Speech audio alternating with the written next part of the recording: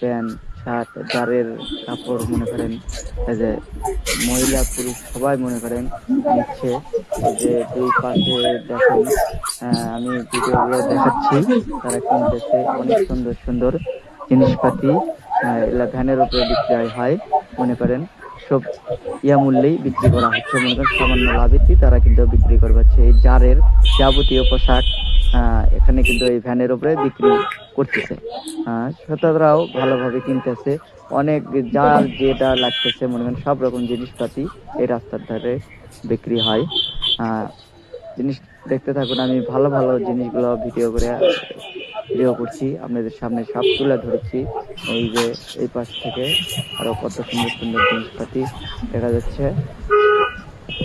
আপনারা আসলেই এখানে কিনতে পারবেন বগুড়ার সাত মাথায় এই রাস্তার ধার দিয়ে এরকম